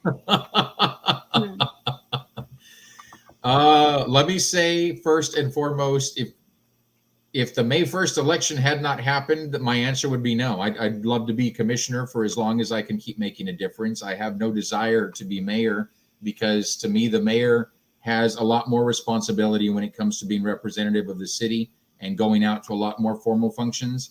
I don't care about the fluff. I don't care about the spotlight, and I don't care about meeting the billionaires or anybody else out there. I care about making a difference for the people of Brownsville and for the employees of Brownsville. And I think I can focus on that better as a commissioner. That being said, term limits passed. So now I'm limited to 8 years as a commissioner. That's all I can do. So if I want to keep doing for the city of Brownsville after that, I would have to consider running for mayor, or hopefully during my 8 years as commissioner, we'll be able to overturn term limits, because I think they're bad. I think the people should get to make the choice of who they want to keep in office and who they want to get rid of. But I will say, because a lot of people have been asking me to consider running for mayor, the only way that would happen is if our current mayor is not running for re-election, and the folks who are stepping up to the plate to run are people that I would feel strongly against having as our representative, as our mayor. That's the only reason I jumped in the race this time, was because I wasn't hearing a name of someone I would want representing me. Erasmo, don't comment right now. Don't say anything. Yes, fiction books are awesome. Yes, I will take them. Are we caught up with the comments? Because we're already an hour and 20 minutes in. And let me go through them really quick. It says, hello, Cheese, Sam, Maggie, and Mr. De Los Santos. Next question is Mr. De Los Santos. What new developments or business will be coming to Bronzo, if any? Good one. Oh, I can't think. We talked about Ojos Locos in the comments before, and that's not anything I would normally brag about. And is it true about the city, I guess, Carinos and Chili's? Or you said that was no, I was shocked. I was shocked when you all were commenting on that. That's not anything that I've heard. I will have to ask about that. All right, cool. Put that in my notes. Erasmo, who? Mr. Amigo next year should be the radio personality Raul Brindis, born and raised in Matamoros, family in Bronzeville, and worked for Univision. His radio program is heard nationwide. He's a cool guy. I haven't met him personally, but I have heard his radios. If he was born in Matamoros, then he would be eligible. Yeah, next one. The association best is pushing for teacher raises and for $15 an hour wage for classified. Well, I know like most of the fast food places is like $15 already, ain't it? Yeah. Mary Lou says, so that means that Pepe Aguilar or Angela will never be Mr. Amigo? If they were born in the U.S., unlikely. Great characters, though. Thank you. I was talking about all fire hydrants on Tampico in the southmost area. Tampico in southmost. I'm thinking that was the 2115 number. No, that was someone else. That was the 915. Never mind. That was that time. Never mind. That was Lolita. Yep. Next one says, can you please update on bus shelters? Thank you. I think we talked about those earlier. I know that several have gone up in the southmost area. They're the newer ones with solar panels, fans, and outlets. That's something that was communicated to me. I have not been out to see them. I don't know what the status is on them going into other districts yet, but I will be asking. Dr. Maggie, hello, my friend. I want some of those melon too. I'm gonna guess that's a typo. Melons. I don't know what melons. I don't know what melons we're talking about. Was that before or after you asked about that flag? Also, now you got me sidetracked. I've been wanting to ask, eventually, is every single bus stop going to have a sitting area? No. Oh, that's not my understanding. And that's something that's always a point of contention for me. Because I know the conversations as they were presenting to us are like, well, in other cities, approximately such a percentage of bus stops are sheltered and seated. And I'm like, I don't care what other cities are doing. because it's about where we have a need. And yes, there are shelters that might be right by a business with an awning or a canopy or whatever that you can just pop right out and catch the bus. And there are others that in remote areas where you've got to sit and wait in the sun and in the elements. That's the perspective we need to be looking at it from. And the poverty it's level. like that. Yeah. It's like that senior apartments that they have right there on 802. They moved them from that little patio area to the side of the road, but there's nowhere for them to sit. And I see like very old people just standing there waiting for the bus, and they don't have a chair or a shelter or anything like that. Yeah. Lucy says, in regards to city development improvements, how much more will taxpayers pay? My property value went from around 95,000 to 130, and I haven't even done any improvements. Taxes. And this is why permitting and the planning department are so important to me, because the property values are never going to be going down as a general rule. I mean, if your property ages, something happens, whatever, there's a downturn in the market, you might see a reduction in property values. Overall, they're going to go up. Taxes are going to go up. The only way it changes is if we get to a point where we're generating so much income from sales taxes, tourism, hotel occupancy taxes, other streams, rather than property taxes, so that we're not so dependent. And when it comes to cities like McAllen, when you look at what percentage of their budget comes from property taxes versus what percentage comes from sales taxes and everything else, it's very different than what you see in Brownsville. But that's because they've got the sales tax revenues to do that with, and we do not. The only way we get to that point is we've got to be a business-friendly city. And that means not taking 6 months to 2 years to be able to open a business. Do you think you'll be able to change that? Yes, I do. I think it's something that can absolutely be changed. We just need enough of the people in the right positions dedicated to making that change, and not, well, we'll get there in the next 5 years or we'll get there in the next 10 years. No. And this is part of the corporate America side of me, where I like that we've got a problem. There's the solution we want to get to. How do we make it happen? And let's just get to work on making that happen. Not, well, we're going to do a study and see what the study tells us. And then we're going to buy some software. And we don't know what the data is because we don't have the software yet. No, I'm sorry, that's not good enough. We're moving at a pace that is much slower than I'd like to see. And I'm going to continue pushing this issue until we get to a point where we've got enough plan examiners that plan reviews can happen in 3 weeks or less. It shouldn't take 6 weeks. It shouldn't take 2 months. We've got to get to that point, but it's about staffing. It's about working with third parties, but more than anything, it's about the people in the right position saying, this is the goal. This is the standard we need to be at, so that we are looked at as a first choice for people that want to open businesses in South Texas. Absolutely. That's a great, I'm glad you think that way. Coming from someone who in 1986 didn't like the fact that I had to go to Harlingen or McAllen to get a prom dress, because my dad never let us drive outside of Brownsville. So I was not going to get a cool prom dress in Brownsville. Now I love that we have Michael's and Hobby Lobby and Starbucks, and then now we move on to the privately owned ones.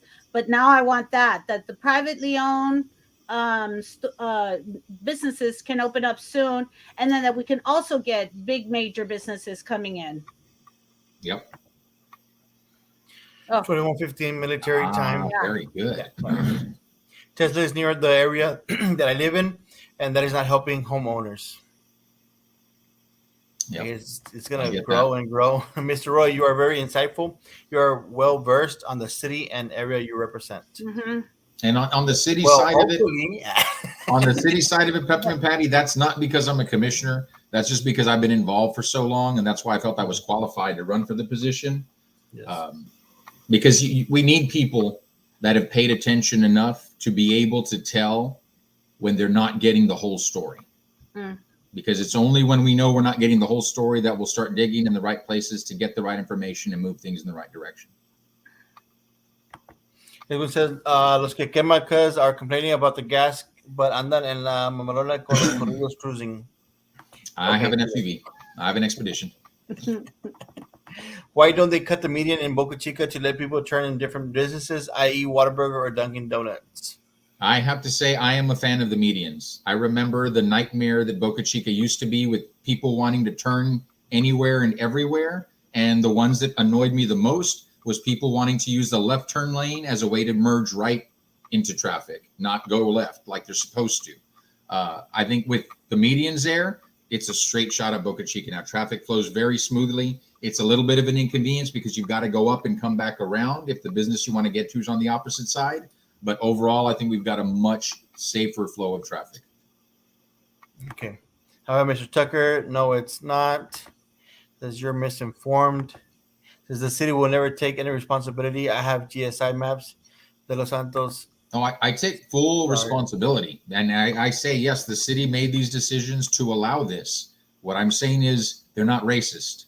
For you to call them racist is outrageous. And there's nothing illegal about them. And it's not this one area that is being subjected to this. You've got residential areas and your trucking companies all over that corridor. That's the only thing I said. But yeah, I accept responsibility for it. And as I see it, there's nothing illegal or racist about it. Yeah. It's all around my neighborhood. It says here, where's Jessica Tetru? This is only going to snowball. It used to be residential. Now it's light industrial. Hasn't been residential for over 25 years, right? years. Since 1995, that was when that first section was rezoned. He has mentioned in the talk show Central RGB style before when Jessica Tetru was on. Mr. Tucker. Oh, true. Mr. De Los Santos, I live on Keith Lane between Arthur and Roosevelt. There's a railroad track behind our house that is not in use anymore. I go out to that area with my weed eater. Let's see. Keith Go back real quick. Or did you get Arthur, and was it Arthur and Roosevelt? Keith Lane between Arthur and Roosevelt. Yes. Do we still have railroad track pieces out there that have not been removed? I was not aware of that. I thought every railroad track that was still in place was because it was still in use. So I'm very curious about this one. Since you're continuing. And clean it to include picking up any trash left by other people. Question, can it turn into a walking trail?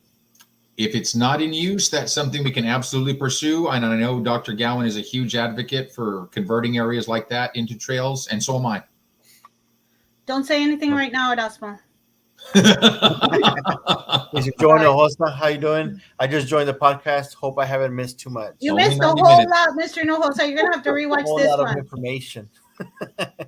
Yeah, like seriously, you did. April 1st, trucking company is doing strike, stopping make sure people get food, water. I have no idea what that is. For April 1st, but is that going to be an April Fool's joke from the trucking companies? Oh, which people are they wanting to make sure get food and water?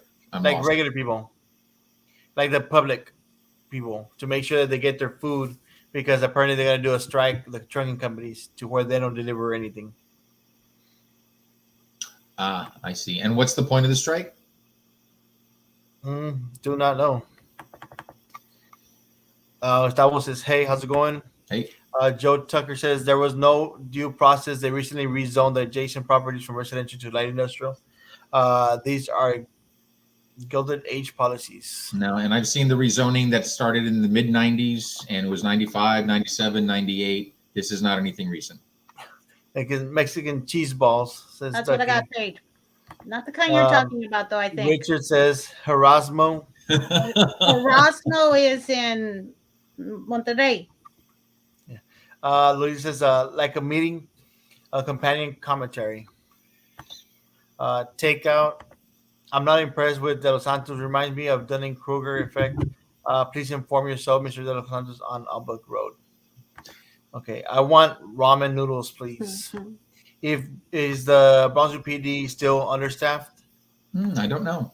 I think even BISD is understaffed, isn't it? Isn't it like the city and the Bronzo PD? I wouldn't be surprised if they're understaffed, but I can't say for sure that yes, they're definitely still understaffed. I'd have to ask to confirm. I've been told that a lot of Bronzo PD is not happy with administration, so they're retiring. I heard that too, that they're retiring, and as it is already short-staffed, and then many are retiring.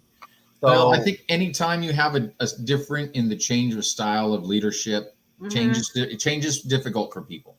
And those that have a hard time adjusting, and it's going to be the ones that have been there the longest that will probably have the hardest time adjusting, then yeah, it's likely if they're retirement age and eligible that they'll do so.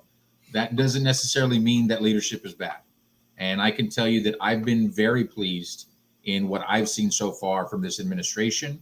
I hear positive things from the guys on the front lines, and I like the answers I'm able to get.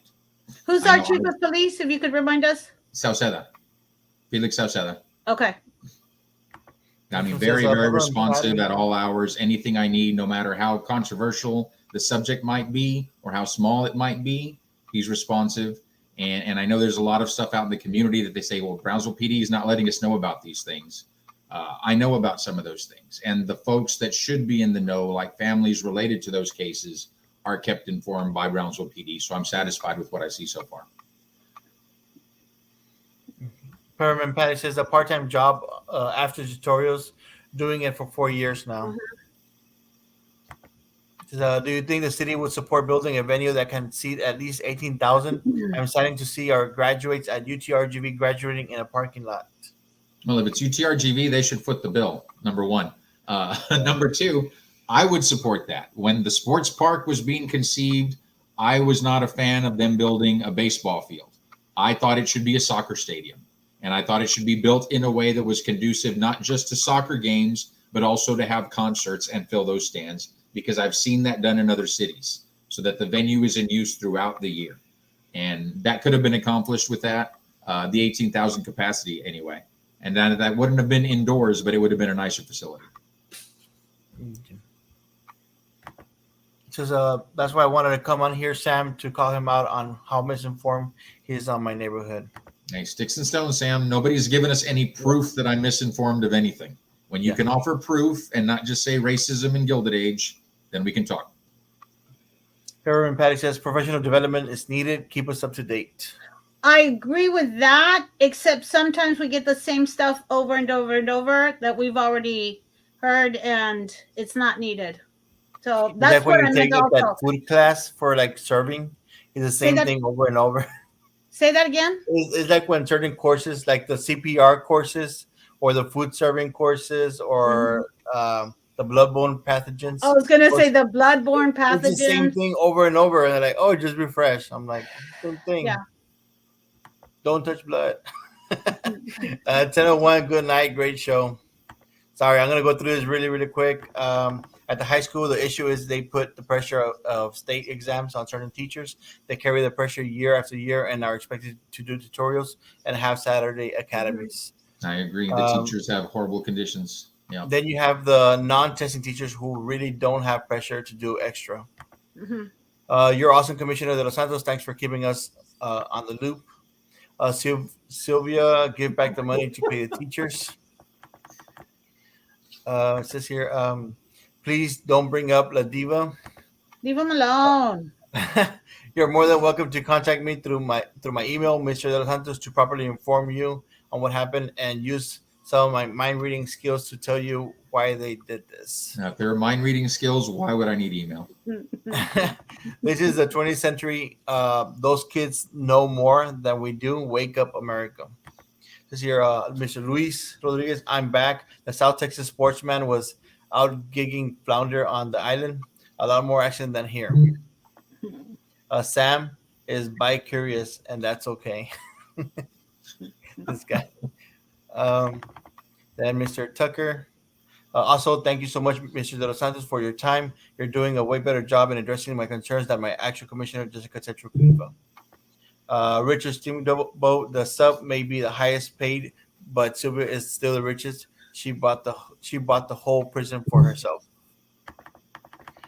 Almost there, guys. Pushing carts is hard physical labor. Why are you asking the city commissioner about BISD pay? Being a sub at Rivera is hard labor. It's like a war zone there. That's my alma mater. 400,000 for him and an extra 400,000 for his two assistants, superintendents. We were a district with Sendejas, and she didn't have two assistants. How do we get in touch with Mr. De Los Santos? My website, voteforroy.com, number 4. Has my personal email, personal cell phone, or you can get in contact with me via the city website at my city email. Marla Garza says, I work at HEB getting paid $16 an hour as a 17-year-old. Wow. That was, as you mentioned, you would not vote for anybody that would not represent your needs. If you were mayor, what would you implement? First and foremost, much smoother business process, permitting process. That would be top priority, and ensuring that our employees are properly paid and the development standards are high enough that we're not building neighborhoods that flood. Mr.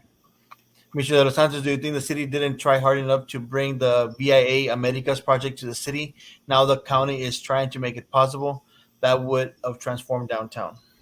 I can't say that the city didn't try hard enough because I wasn't involved at the time, so I don't know firsthand everything that did or didn't transpire. What I can say is that it's not to the city to foot the entire bill and do all the work. This is something where there were private investors involved, and so both sides should have been doing their due diligence. As I understand it, that may not have been the case, and that's why the city took the foot off the accelerator as far as not committing any new resources to it. It wasn't my understanding that means the project is nixed. I think it's a great idea. I'd love to see it happen, and I think it would absolutely revitalize downtown. Okay, and then Abraham Salazar says fuel prices too high and loads not paying. I guess they're getting less money because it's all going towards gas, which makes sense because that's what I was telling my neighbor. I like with gas getting higher each time. I like someone's gonna have to foot the bill, and then the money, the prices for the food and everything is gonna go up, like it did last time. Yep. Like all the basic necessities as far like eggs and milk and bread, everything's gonna go up. Any last comments? Let me go to my list, because I know there was stuff that you guys talked about over the last couple of days. I want to make sure I touch on. I was going to say, Abraham, thanks for bringing that information up also, so we know. Yes. Mr. Martinez is asking, why are we asking about BISD pay?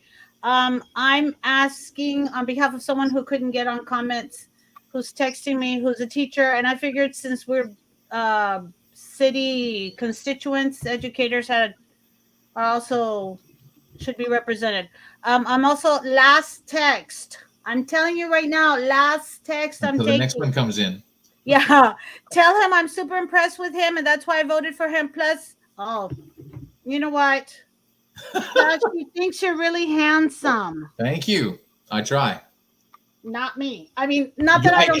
Maggie. No, not that I don't. That wasn't. Maggie just said I'm ugly, Sam. Her opinion is totally different.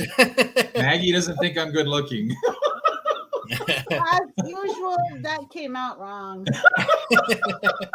I have no filter. Sorry. I don't think that. That's not what I meant to say. That was a good laugh, though, Maggie. That was a good laugh. So one thing I did want to touch on, I know, Sam, you were able to go back and watch the show when I was first on the other night, the 3-hour marathon. Camille and Brian Lee Martinez. I did want to touch base on that real quickly because I think there's still some misconception around there. I want to make sure everybody's aware. When that happened, when he was given that contract, I was not in office. I was not city commissioner at the time. I resigned my position as a board member and as board president. No, I take it back. I resigned as a board member from Camille when I was elected before I was sworn in. My term as president had already ended and the new president had been elected at the time I stepped down. But that contract was awarded before I even won the election. So it wasn't something. Yeah, no, I think it was more like for the fact of like if they had seen, like if there were several bids. There were 3 bids, 3 different companies. And of the 3 companies, I was familiar with 2 of them. One was Mr. Martinez's company. The other one was Miss Houston's company. And with both of them is because I'd worked with them in my capacity as an officer of Sombrero Festival. So Jeannie Houston had been our account manager when she was with Breeden McCumber for many years. And we worked with Breeden McCumber for the duration of my involvement with Sombrero Festival. So I had a lot of experience working with Jeannie, and they really excelled when it came to our website.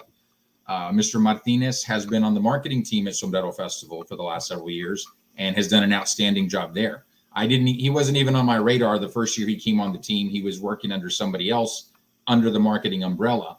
And it wasn't until his work started to stand out that I first noticed him. And from there, we've just worked side by side on a lot of projects because he does very good work. And so with both of them, I was able to, first, I disclosed to the board that I had a personal relationship with both of these bidders because I'd worked with them in the past. And I thought it was important that my board know that. But two, I could speak very positively about the work they did. Ms. Houston about the website and Mr. Martinez about social media. And so those were the recommendations I made to the marketing committee. The marketing committee agreed and made that recommendation to the board. But even the head of the committee, who was also familiar with them, she made the same recommendation. And the board unanimously adopted it. The other company, who was Viva Media, had a very competitive bid. But again, I just didn't know enough about them at the time. And I'm the type that I don't want to waste time on the unknown. I'd rather go with a known commodity. If there's a known commodity out there that we can say this is going to get done, it's going to be value for the nonprofit or the taxpayers or whatever the case might be. That's how I like to do business. And that's part of why I feel I've been as successful as I have with Sombrero Festival, because that's how I operate. Okay. And what was the other topics? I think that was most of them. Camille, Mr. Martinez, painting fire hydrants, we talked about that. Albuck Road, we talked about that. Bus stops. Yep, I think those are all the things we needed to cover. All right, Maggie, do you have any last words? Thank you so much. I would appreciate it if you come back. Always. Whenever bad. I'm free, if you guys want me.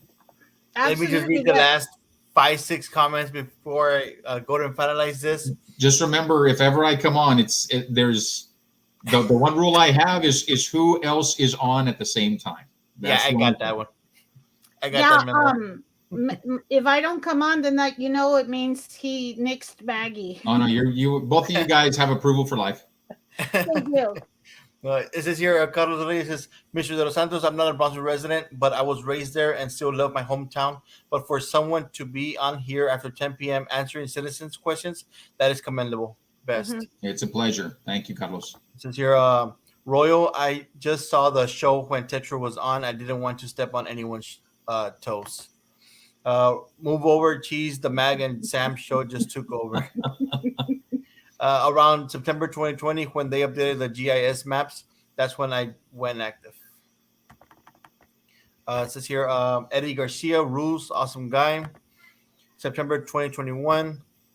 Good night. Thanks. Well, guys, you have a good evening. Thank you for one more. That's when the C6 commercial went to light industrial. That's when the Unified Development Code went into effect.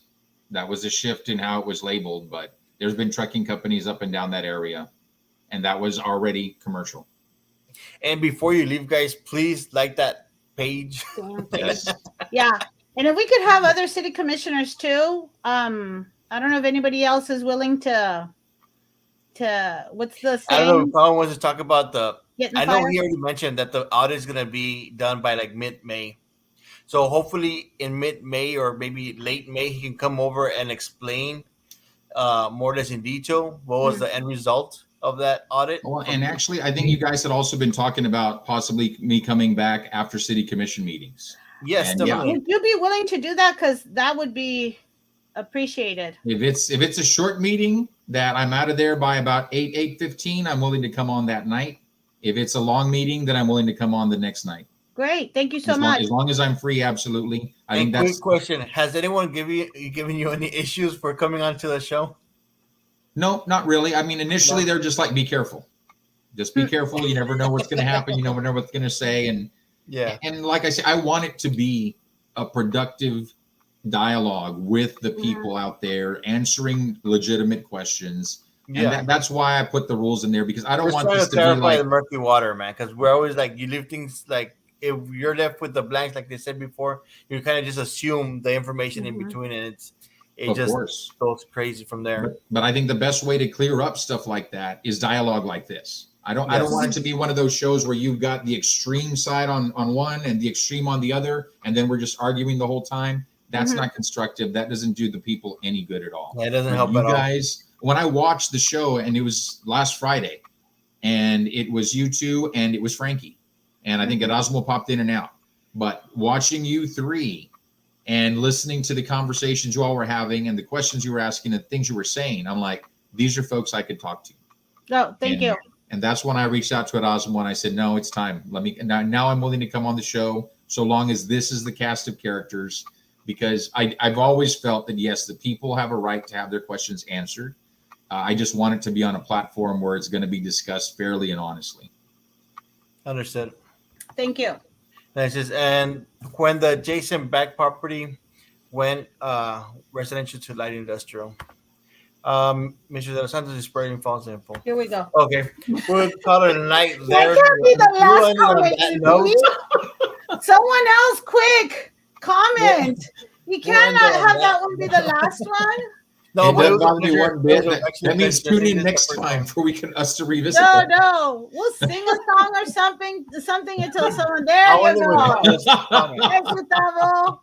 I wonder what that was comment. The good night. Thanks. But yeah, it was a pleasure. I know I doubted we met in person, but it was a pleasure talking to you in this platform.